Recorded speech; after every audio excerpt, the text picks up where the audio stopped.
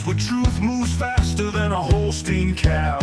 No waiting on some pretty page. We're charting new ground in the digital age. From genomic codes to row-wide facts, we cut through the noise, no holding back. Not your daddy's dairy news tonight. We're sparking debates with every insight. The ring's not where the real fight's at. It's in the data, in the channel chat. From pasture to processor to your morning cup, we're raising the stakes. Try and get ahead of herd. Yeah! Where the future's more than just a word. Ahead of herd. Come on! The bullvine's calling, let your voice be heard. Welcome to the Bullvine Podcast, where we tackle the conversations the dairy industry doesn't want you to have. I'm your host, bringing you the fearless journalism that's been sparking essential debates since 2011. Today we're diving into one of the most expensive decisions facing dairy operations right now, and it's going to make a lot of technology vendors very uncomfortable. We're talking about the $500,000 precision dairy gamble that most farms are being sold, and why the biggest profits aren't coming from the farms with the most robots. While precision technology companies are getting rich promising you the future of dairy, we've uncovered the uncomfortable truth they don't want discussed. Here's a reality check that should make every dairy operator stop and think. Operations are spending $200,000 to $500,000 on automation instead of optimizing transition cow protocols that cost $50 per cow to implement properly. This isn't just another technology review. This is about genetics versus gadgets, ROI versus hype, and why the most profitable dairies are taking a completely different approach than what the vendors are selling. We're going to challenge some sacred cows today, so buckle up. If you're tired of the same old industry cheerleading and want the straight talk on precision technology investment, you're in the right place. Let's get started. Welcome, everyone. Curious minds, dairy innovators, welcome back to another deep dive. Great to be diving in again. Yeah, and today we're peeling back the layers on something that's, well, it's everywhere, isn't it? Absolutely. Buzzing, as you said. That buzz, maybe even a bit of anxiety, you hear it at every conference, every farm visit, precision technology. Mm-hmm. And the big question seems to be, is this the silver bullet? Is it the key to profitability? Or is it maybe a high-tech dream that could turn into a bit of a financial headache? A nightmare even, for some operations. Right, and that's a critical discussion, especially when you look at the kind of money involved. Yeah. These are significant investments. Huge investments, which is why we're going to really unpack a recent Bullvine article. It's titled, Precision Dairy, Genetics Before Gadgets. The $500,000 Precision Dairy Gamble, Why Most Farms Are Being Sold a False Promise. Quite a title. It is. And it's not just, another industry report. This piece offers some, well, let's call them uncomfortable truths. It presents a really compelling argument that, frankly, challenges the narrative we hear so often, challenges that marketing. And that's exactly what we want to do today. Cut through that hype, right? Get to the core of what really drives profit on a dairy farm now in this age of, well, pretty advanced tech. Yeah. We're going deep into the data, looking at real-world experiences, and exploring this really thought-provoking idea from the Bullvine article. Which is?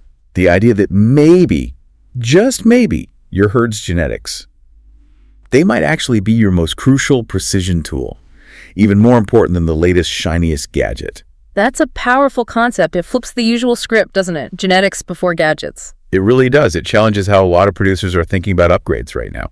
So we'll explore why this genetics first idea is getting traction, why the article argues it's maybe more sustainable. And we need to talk about the real cost of this tech, not just the sticker price. Exactly, those hidden long-term costs that, sometimes get glossed over in the sales pitch. And importantly, what does the future really look like?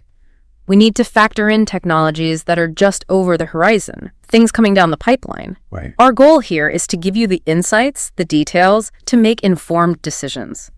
Decisions that benefit your operation, your bottom line, your long-term resilience. Not just, hitting a vendor sales target or chasing the latest trend because the neighbor did. Precisely. So if you've been feeling that pressure to upgrade, Maybe you see others making big investments, or you're just curious about where things are really heading. Then stick with us. Yeah, stick with us.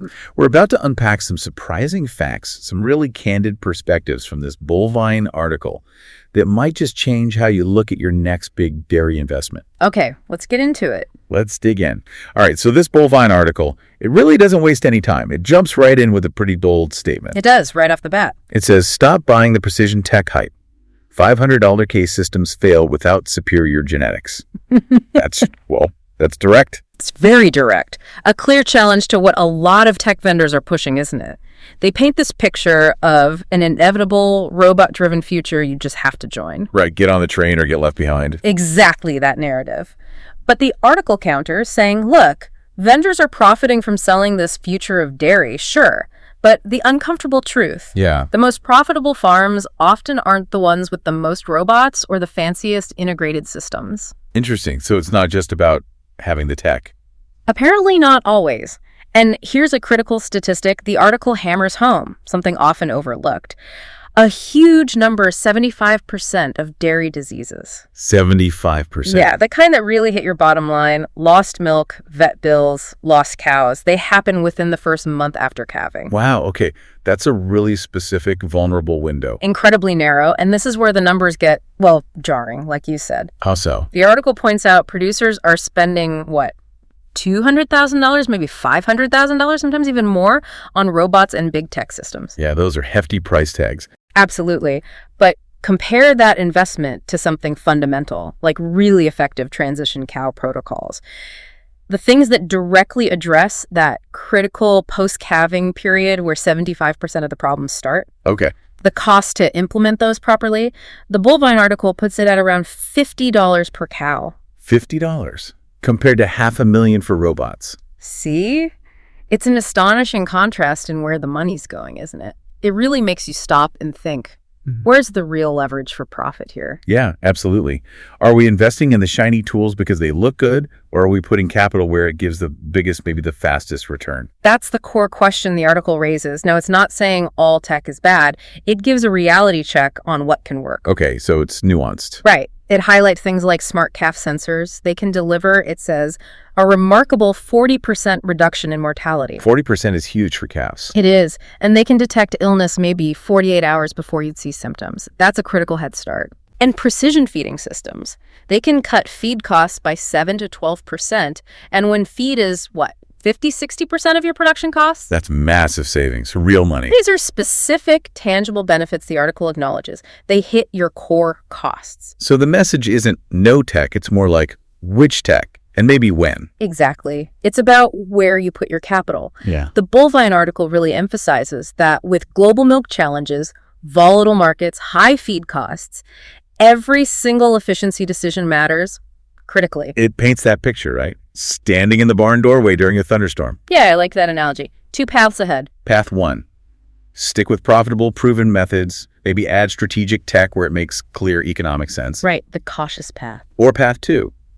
Join what the article calls the precision debt revolution. A high-stakes gamble, it suggests, could transform things or burden you with payments that outlast the tech itself, like a bad case of hairy heel wart you just can't shake. Ooh, yeah, that's a vivid comparison. It highlights the risk. It's about strategic adoption versus just going all in. The article uses another good analogy, too, the smartphone one. Oh, yeah, that was insightful. Tell us that one again. It says, if your management approach was a smartphone, the precision technology industry wants you to believe you need the latest iPhone Pro Max. The top-of-the-line $1,000 phone. When a basic smartphone would solve 90% of your actual problems. Right. And that leads to the fundamental question, doesn't it? Do you really need to spend, say, $300,000 to spot a lame cow? When, like the article says, your grandfather could spot one from 50 yards driving the feed truck.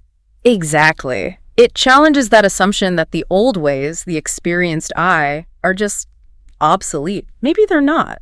#tag the real cost of traditional management and why the numbers don't add up like they tell you. Okay, let's dig into this idea. The Bullvine article calls the myth that traditional dairy management automatically costs you money. It says that myth is more persistent than white clover in an alfalfa field. Ha! That's a good one. Dairy farmers will get that. Yeah. The sales pitch often implies you're flying blind without their sensors right, losing money left and right because you don't have the tech. But is that true? Well, what's fascinating is the article points to research. Consistent research, it says, showing that experienced dairy folks using traditional stockmanship, keen observation, they often catch problems at clinically relevant times. Okay, so maybe not 3 days earlier, but soon enough to make a difference. That's the implication. The precision industry, yeah, they emphasize that earlier detection 1.5 to 3 days earlier. Sounds great. It does sound impressive. But as the article shrewdly notes, they conveniently omit whether that earlier detection consistently translates to better economic outcomes for your specific operation. That's a key phrase, better economic outcomes. Earlier isn't always more profitable if it doesn't actually save you money or make you more money in the end. Exactly. It's a critical distinction. The article uses that smoke detector analogy. Oh yeah, the one that goes off when you burn toast. Right.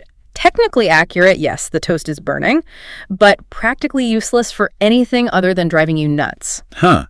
It highlights the difference between just getting data, maybe too much data, and getting truly valuable, actionable information. Precisely. And the Bullvine article shares what it calls an insider secret about some tech, like wearable collars. Okay, what's the secret?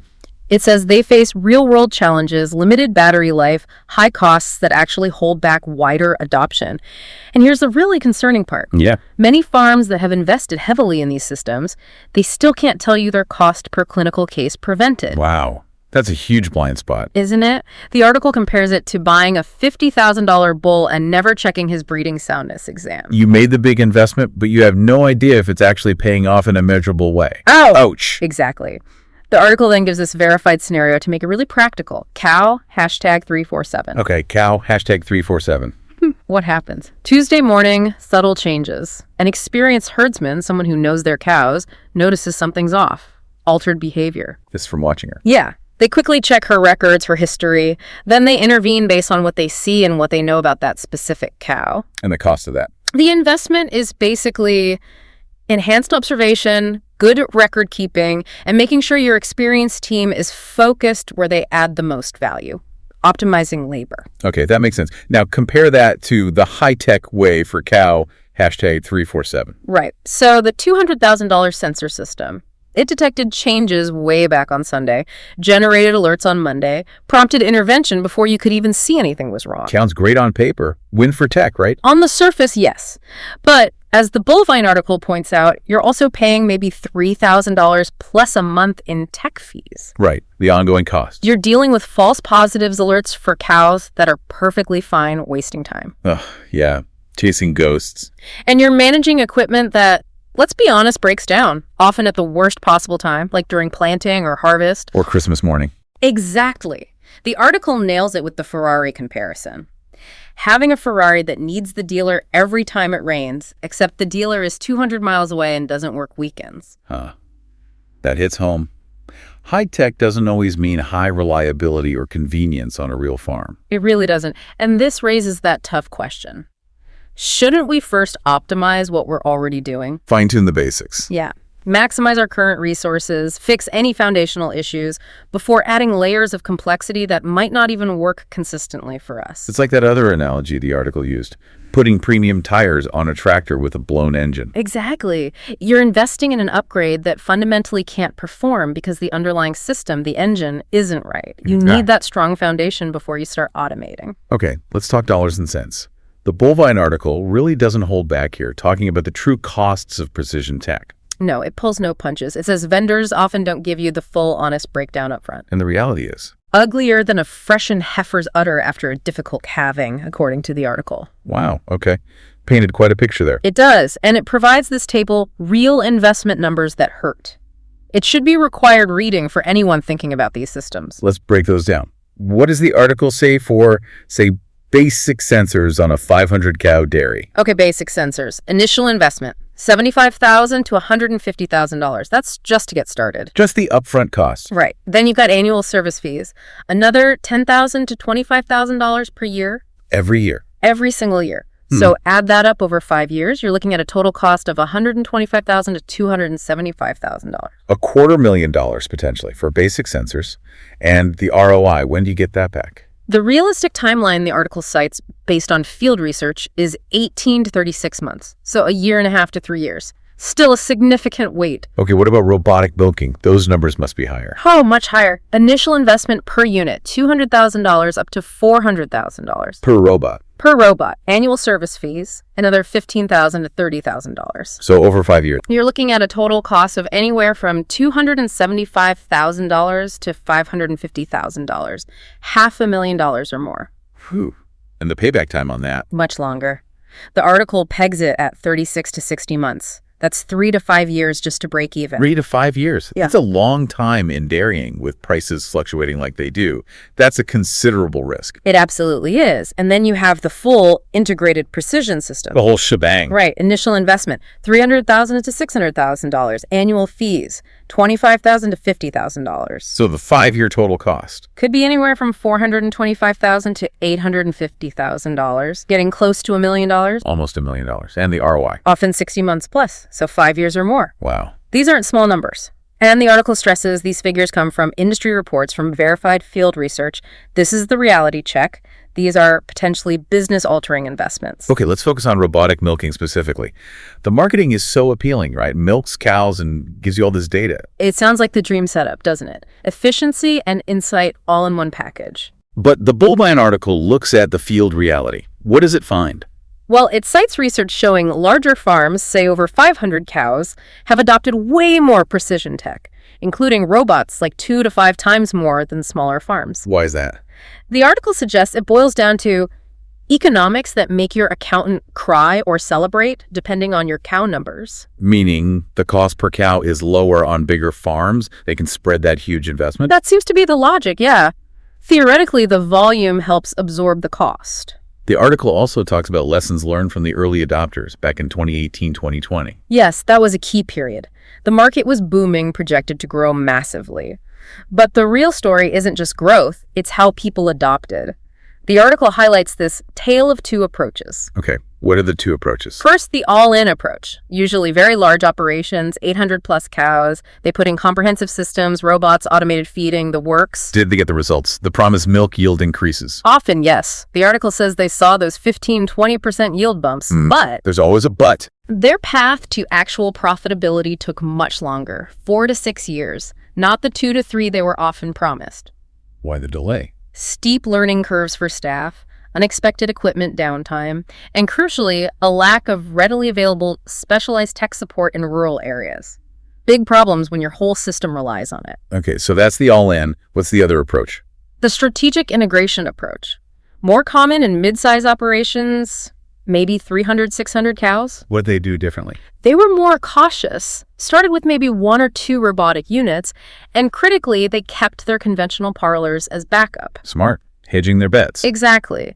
They used the robots more as targeted data hubs, learned the ropes, but didn't bet the whole farm on it immediately. And the result? Positive ROI within 2 to 3 years. Much quicker. Seems like a more pragmatic, risk-managed strategy. That makes a lot of sense. Now, the article also mentions a genetics game changer aspect with robots. Ah, yes. This is really interesting. It cites Purdue University research showing these automated systems generate incredibly detailed data on over 20 novel traits.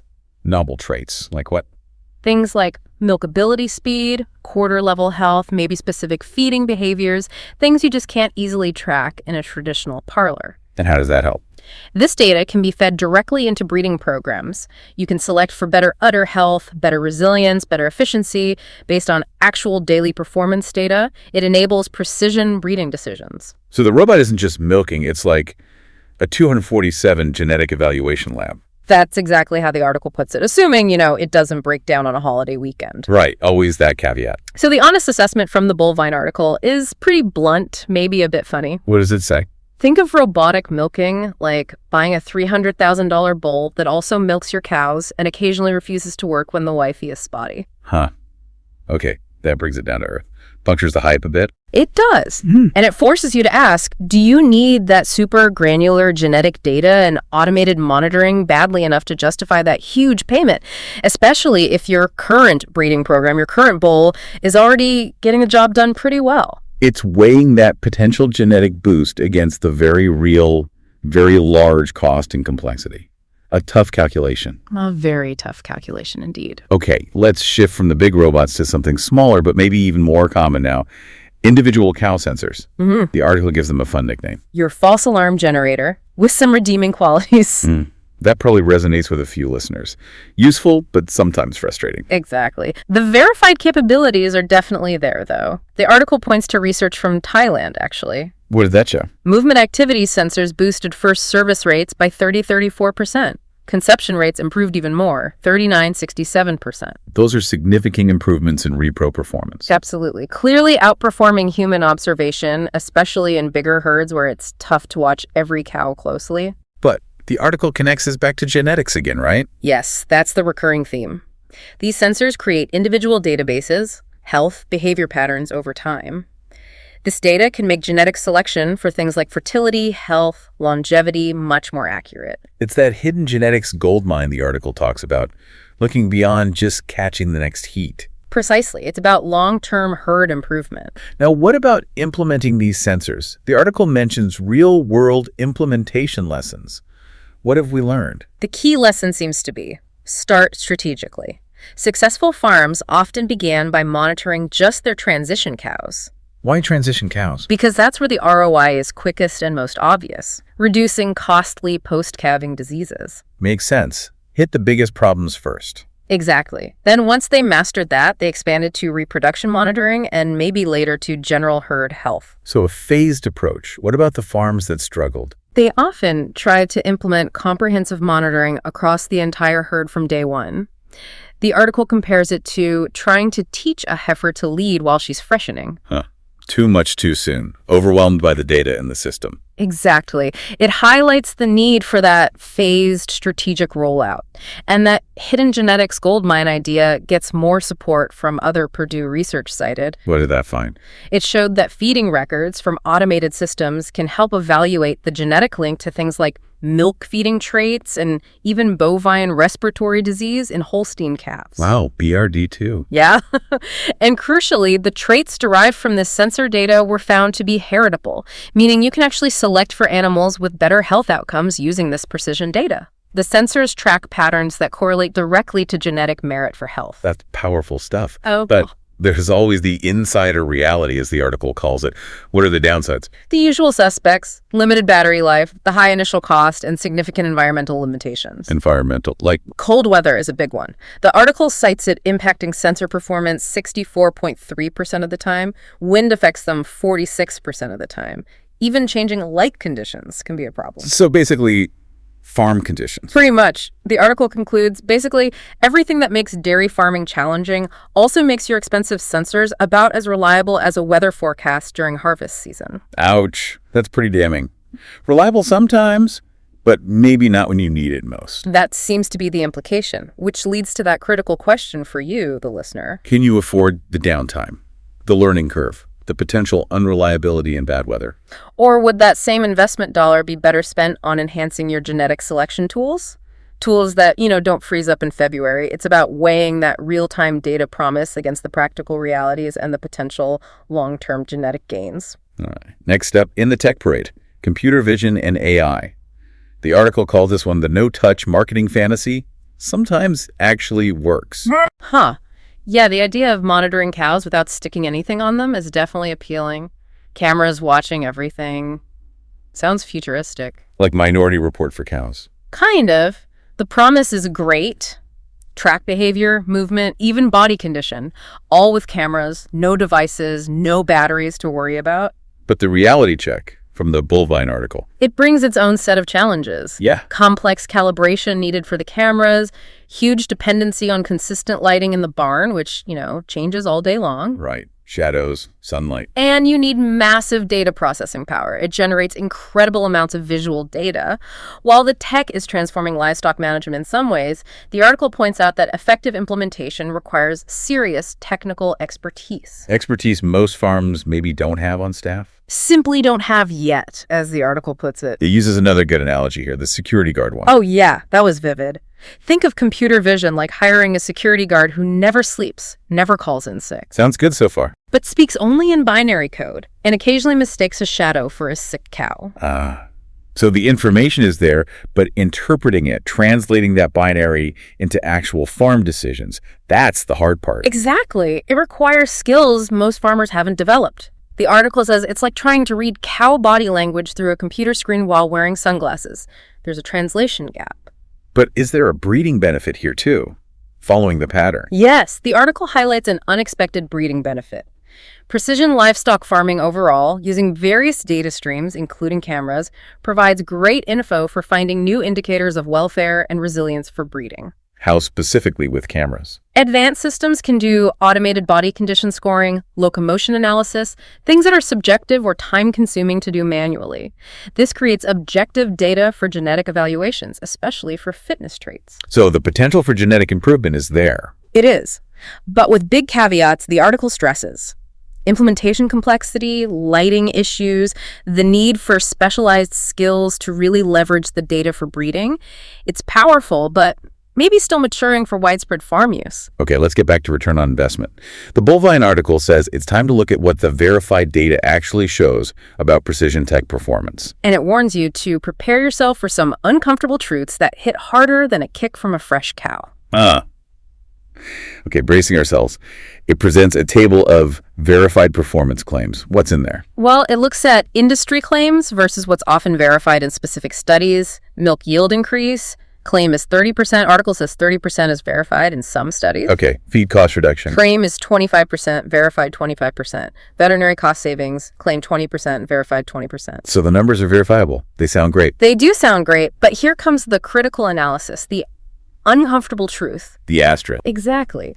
The Bovine article points out these validating studies typically focus on farms that have plenty of capital for comprehensive adoption and dedicated technical support and highly optimized management already in place. So not necessarily your average dairy. Probably not. The article uses that Ferrari analogy again. Basically, the dairy equivalent of comparing a Ferrari's performance in optimal conditions to your pickup truck stuck in a mud puddle during the spring thaw. Right. The numbers might be achievable, but maybe only under ideal conditions that don't apply to everyone. Precisely. And this leads to the core argument, the genetic selection reality check. What's the reality check? The article states it plainly. The most profitable dairies are often those that invested heavily in genetic improvement before adding technology. Order matters. Genetics first. That's the argument. Precision tech does enable more efficient resource use, no doubt. But the article emphasizes it works best when applied to genetically superior animals that can actually utilize the enhanced management. It's that GPS analogy again, putting in the Ferrari, not the rusty farm truck. Exactly. You need the high performance and the genetics to really benefit from the high-tech navigation, the precision management. Which leads to that big question the article says nobody's asking. Right. The question nobody's asking. Which is? Are these technologies truly beneficial for all farms, or are they mainly advantageous for farms that already nailed their genetic selection and can now afford to optimize those superior animals with superior tech? Is the tech amplifying excellence?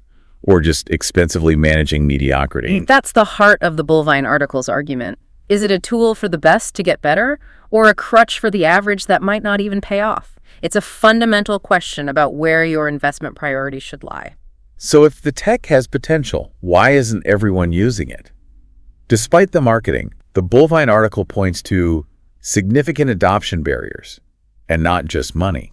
Right. It goes beyond just the cost, although cost is huge. Some barriers, the article says, are downright embarrassing for our industry, like admitting your best cow got bred by the neighbor's bull. Okay, let's unpack these embarrassing barriers. First up, the ROI reality gap that kills dreams and bank accounts. The industry promise is often those fast payback periods, 18-24 months. Sounds great. But the field reality. The reality, the article states, is the high cost is a massive barrier, especially for smaller farms.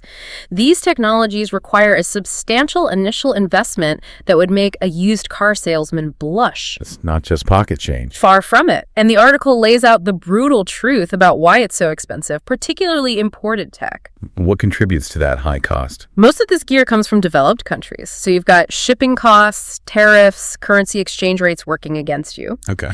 Plus, limited access to affordable financing specifically for ag tech, high interest rates, lack of collateral for some farms, just a scarcity of financial products designed for this kind of investment. It's not just buying the machine, it's financing it. Exactly. The article sums it up with that grim analogy. The financial system treats these investments like subprime mortgages, except the house has udders and occasionally kicks the loan officer. Oof. highlights the financial fragility and risk involved. Hashtag data overload isn't a training problem, it's a design flaw. Oh, okay, beyond cost, what else? The article talks about data overload. Yes, the overwhelming reality. Farmers might buy the tools to collect masses of data. But Gumrat. They often lack the analytical tools and software necessary to enhance analysis and translate farm data into actionable decisions. You're drowning in numbers, but not necessarily getting insights. It's that Formula One car analogy. Again, impressive power, but not useful for the actual job of hauling hay. Exactly. You have the data collection engine, but not the steering wheel or the GPS to make use of it effectively for your farm's needs. And research backs this up. Yeah, the article cites University of Wisconsin research. It found that even with tech available, a big percentage of farmers find the options just plain overwhelming. Leading to missed opportunities even after they've spent the money. Right. The article's take is pretty blunt. You're not buying technology, you're buying a sophisticated puzzle with missing pieces and instructions written in Mandarin by someone who's never seen a cow. Huh. It suggests the problem isn't just farmer training. It might be the design of the systems themselves. Too complex, not intuitive enough. That seems to be the implication, a design flaw, not just a training gap. And then there's the integration nightmare. The dirty secret, as the article calls it. What's the secret? Most of these different precision systems, they don't talk to each other. Seriously? Your milking robot data doesn't link with your feed system data or your activity monitors. Often, no, or not easily. You end up with data silos, isolated pools of information. Trying to connect them, the article says, requires a computer science degree. Making your expensive tech investments. About as useful as a chocolate teapot and a heat wave.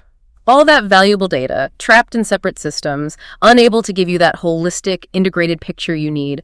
It's a massive operational headache. All right, so before rushing out to buy today's tech, the Bullvine article urges caution. It asks us to look ahead, to consider what's barreling down the pipeline faster than a loose bullheading for the open gate. Yeah, what's next? Because technology doesn't stand still, especially not in this area. The article talks about digital twins. What exactly is that? Sounds very sci-fi. It does, but it's becoming reality. Recent research highlighted in the article shows digital twins offer huge potential for real-time monitoring, simulation, and decision-making in agriculture. How'd it work? Essentially, you create a complete dynamic virtual copy of your farm. Your cows, your equipment, your barn environment, feed, everything.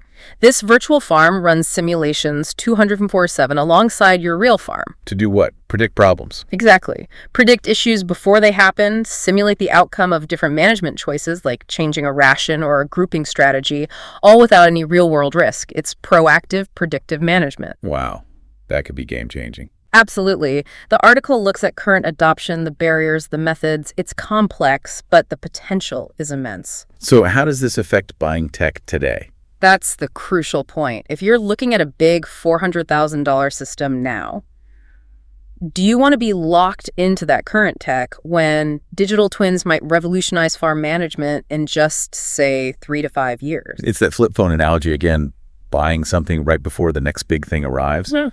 Timing is everything. It really is. And there's more coming too. Edge AI and autonomous systems. Edge AI, what's that? It means putting the processing power, the intelligence, directly onto the devices on the farm rather than relying on the cloud. Benefits. Faster processing, less dependence on spotty rural internet, more reliable real-time decisions right there in the barn. And what about blockchain? We hear about that everywhere. The article suggests blockchain could potentially solve that data integration nightmare by creating universal secure standards for farm data sharing. Imagine all your different tech systems actually talking to each other seamlessly. Without needing that computer science PhD. That would be a revolution in itself for farm software. Hashtag nanotechnology and next generation sensors. The article also points to nanotechnology as a key driver for future advancements. How does that apply to dairy? It's about the sensors themselves. Nanotechnology allows for sensors that are much smaller, more durable, and critically, way cheaper to produce. Cheaper. How much cheaper? The article talks about a future, maybe just a few years away, where you could monitor individual cow health with sensors costing under $50 per animal. Under $50. compared to over $200 now. Exactly. A massive cost reduction. It makes continuous granular monitoring of the entire herd suddenly much more feasible for almost everyone. That leads back to that investment timing reality. It sure does. If these nanosensors hit the market in, say, 2027 or 2028 at a quarter of the current cost, but with 10 times the functionality. How does that make your 2024 investment look? Like buying that $3,000 computer back in 1995 just before the $500 laptop came out. Timing your tech purchase becomes absolutely critical to avoid rapid obsolescence and wasted capital. The Bullvine article also wisely suggests looking globally. What can we learn from how precision tech is being adopted elsewhere? It says these patterns challenge vendor claims and provide sobering reality checks. Yeah, context matters hugely. What works in one place might not work in another. Like the Netherlands, we always hear about their high adoption of robots, right? Yeah. Over 25% of farms. True. And they've seen good ROI, especially on smaller farms. 100, 200 cows. Sounds great. What? The article stresses the success happens in a very specific context. Super high land values limiting expansion, premium milk prices supporting investment, a strong social safety net making financial risks more palatable. So you can't just copy-paste their success. Probably not directly. The article jokes their cows are probably more polite than ours and actually line up for the robots without being fetched. It highlights a different environment. We mentioned the Thai research earlier, showing great results with activity sensors for repro. Impressive numbers, yes. Improved service rates, conception rates. But the key takeaway wasn't just the tech itself. No. The article emphasizes that success required overcoming language barriers and making significant investments in farmer education. It wasn't plug and play. The lesson being, Technology transfer isn't just about the equipment, but the entire support ecosystem. Training, local tech support, translated materials, ensuring farmers can actually use the data. That whole package is crucial. then the article looks at precision dairy farming in Africa. What are the challenges there? A whole list. High-tech costs, obviously. Yeah. But also inadequate infrastructure, reliable power, internet, limited training, limited financing, lower digital literacy, policy issues. It reveals that tech success absolutely depends on supporting infrastructure that, well, many places just don't have. Exactly. And the article poses that challenging question to those of us in developed regions. Before we judge farmers elsewhere for being behind, Consider whether your local broadband internet can handle real-time data from 500 cows, or if your power grid is truly robust enough for a fully automated barn. it's a good reminder that basic infrastructure, things we take for granted, are non-negotiable prerequisites for this advanced tech. #tech critical analysis.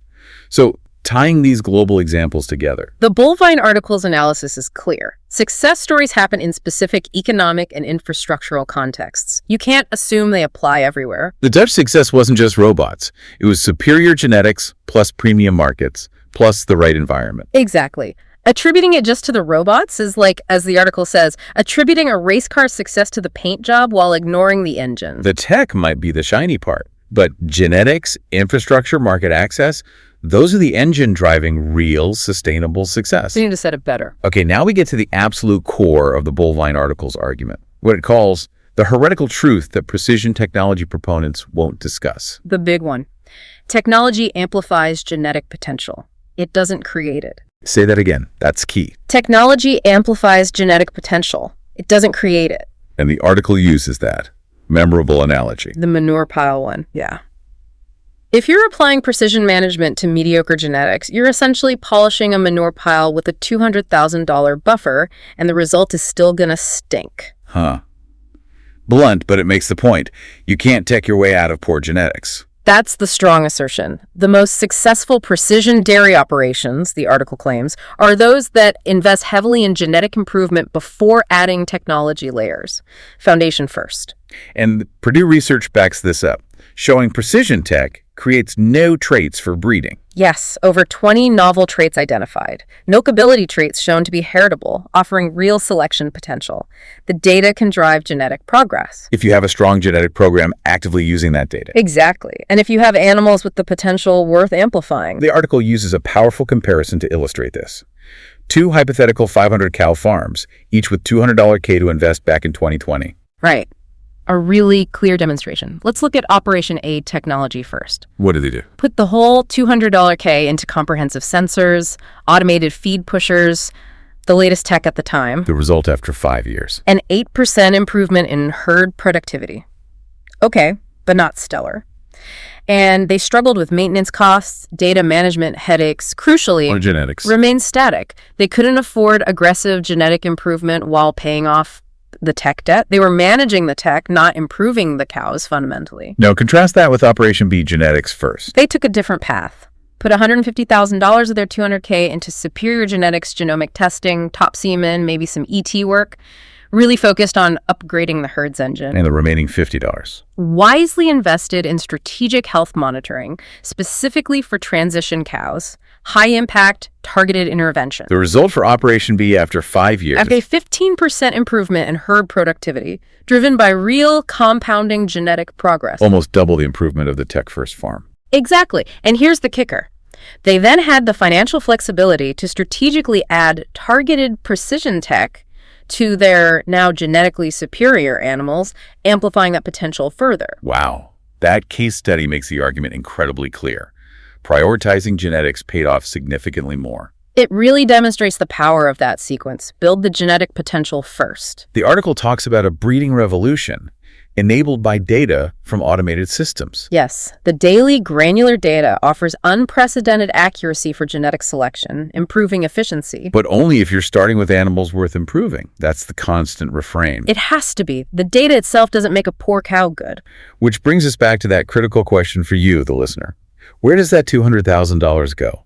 Better long-term ROI from superior genetics and breeding programs, or from comprehensive tech on average animals? It's that race car driver analogy again. Driver in a pickup or average driver in a Ferrari. Except the race car driver, the genetics keeps getting better generation after generation. It compounds. Precisely. Technology depreciates. Genetic gain accumulates. Okay, so the Bullvine article critiques the hype, but it also offers solutions. It provides a roadmap for strategic tech integration. Not just critique, but practical advice. Right, it's not anti-tech, it's advocating for smart tech adoption, broken down into phases. Phase 1, it starts before you even look at technology. Absolutely. Before spending a dime on tech, the article says, audit your genetic program with the ruthlessness of a cattle buyer at a dispersal sale. No rose-tinted glasses, a hard, honest look. Exactly. Ask the tough questions. Are my cows genetically capable of using this fancy management? Do I have reliable tech support nearby? Realistically, not just a promise from a salesperson 500 miles away. And can I afford the learning curve? Yeah. The 1836 months of potential inefficiency while I figure this out without stalling my genetic progress. Those are the practical foundational questions you have to answer honestly first. Okay, if that genetic audit says yes, my herd has the potential, then phase 2. Then you focus strategically on tech that amplifies that genetic investment. Tech that helps your good cows be even better. Not tech that just compensates for mediocrity.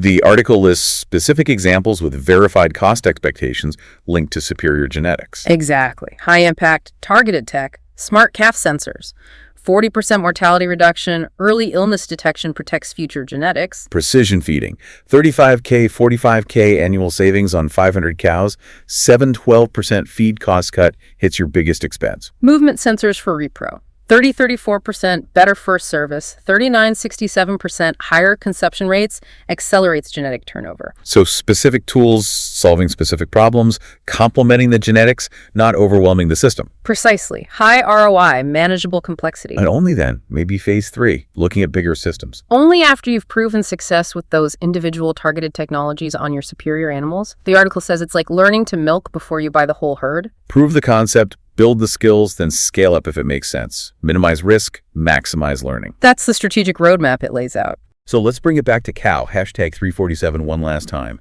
How do these different strategies play out financially? The Bullvine article contrasts the three scenarios vividly. Full precision plus average genetics, $400K investment. Sensor detects early, yes, but high monthly tech costs, $3K plus. Result, expensive management of mediocre animals, making payments as equipment becomes obsolete, a debt treadmill. Scenario 2, superior genetics plus enhanced traditional $100K investment. High merit cows managed with skilled observation, good records. Monthly costs focus on protocols, ongoing genetic improvement. Result, superior animals producing high-value components with money left over for the next genetic improvement cycle. Sustainable, profitable growth from within. Scenario 3, strategic technology plus superior genetics, $200K investment. Targeted tech on superior animals, using data for breeding. Moderate monthly tech costs, $2.05K, $2K. Result, Maximum ROI through technology amplifying genetic potential. Premium fuel in a race car. The synergistic sweet spot. So the article's honest assessment is that all three might work okay. But only scenario 3. Strategic tech plus superior genetics truly maximizes the synergy while positioning you for future technology upgrades. It builds resilience and future-proofs the operation. The bovine article leaves us with some really critical questions, the ones you, the listener, need to ask before signing any checks. Absolutely essential questions. Can my animals genetically use this tech to justify the cost? Do they have the engine for it? 2. Am I optimizing superior genetics or just managing mediocrity expensively? Brutal honesty required there. 3. Will this tech investment enhance my genetic strategy, or will it distract me from it, suck up capital needed for breeding? And 4. What happens to my ROI when better, chipper tech comes out in 3.5 years? Am I buying a flip phone? Those are the tough questions that lead to smart, long-term decisions. And that controversial truth the article states, even with all the cool tech available. Sensors, robots, precision feeding, apps, they deliver maximum ROI only when applied to genetically superior animals in well-managed systems with realistic expectations about technology limitations. It's not magic. So the strategic reality isn't traditional versus precision. No, it's optimizing the genetic foundation first, then strategically adding tech to amplify that superior performance. Amplify excellence. Don't just manage mediocrity expensively. Especially with things like digital twins and nanosensors coming, timing becomes crucial. As critical as timing your breeding decisions, the article argues. It's a long game. And with feed costs being what they are, 50-60% of expenses. The farms that thrive will be those basing tech decisions on genetic potential and future trends, rather than vendor promises about silver bullet solutions. The final piece of advice from the bovine article. Simple and direct. Audit your genetic program effectiveness before evaluating any precision investment. Start there, always. Makes perfect sense. It echoes what experts like Dr. Victor Cabrera at UW-Madison say too, right? Move to data-driven methods. But only if the animals have the genetic potential to justify the cost and complexity, and only with realistic expectations about technology's rapid evolution. Don't buy the horse when the car is just around the corner. Hashtag tag outro. Wow. What an incredibly insightful deep dive. The bovine article really reframes the whole precision tech conversation, doesn't it? It absolutely does. It shifts it from just tech or no tech to a much smarter genetics first, then strategic tech. It really makes you rethink where those investment dollars should go first. And the key takeaways from the article are pretty clear and backed by data. Genetics technology synergy equals maximum ROI. Combining top genetics with strategic tech gives 15% better productivity gains than just automating average cows. Plus, that Purdue research on novel breeding traits unlocked by tech data is revolutionary for selection accuracy. Second, strategic implementation beats all in. We saw how mid-sized farms using targeted robotics with backups hit ROI in 2-3 years versus 4-6 for the all-in approach. And those specific wins, 40% calf mortality reduction, $35K plus annual feed savings, are huge. Third, market timing favors genetics investment now.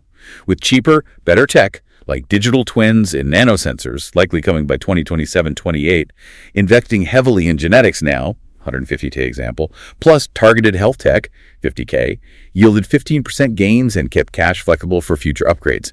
Less risk, more future options. Fourth, hidden costs are real. Remember those false positive rates for sensors costing hundreds per 100 breedings? Or the environmental limitations, cold weather impacting sensors over 60% of the time? Those real-world costs add up and aren't always in the brochure. And fifth, crucially, component pricing rewards genetic merit. With milk checks driven by components now, tech pays off best when applied to cows making high-fat, high-protein milk. Focusing tech on volume-driven average component genetics just doesn't pencil out the same way anymore. So the bovine article really drives it home. Your dairy's future depends on decisions based on genetic merit, amplified by the right technology at the right time. Rather than hoping expensive gadgets will compensate for average animals. You can't polish that manure pile, remember? Right. Work smarter with better genetics. Don't just spend more on tech for average ones. And that final controversial truth from the article serves as a stark warning. What was that again? Precision farming without superior genetics isn't precision management. It's precision delusion. And it's more expensive than a veterinarian's emergency call on Christmas morning during a blizzard when your generator just quit working. Oof. A powerful image to end on. It really suggests that before you write those big tech checks, maybe your best investment is already standing right there in the barn. Their genetic potential waiting to be unlocked. Absolutely. So the final question for you, our listener, to really chew on this week. How much closer would you be to your goals? How much more profitable, more resilient would your farm be if you invested just half of what a big precision system costs into optimizing your herd's genetic potential first? Think about those compounding returns. Food for thought indeed. We really hope this deep dive into the bovine article helps you make smarter, more profitable, and definitely more sustainable decisions for your operation. Keep digging for those insights. And remember, sometimes the most advanced solutions are actually rooted in those timeless fundamentals. Until next time. That's a wrap on today's episode of the Bovine Podcast.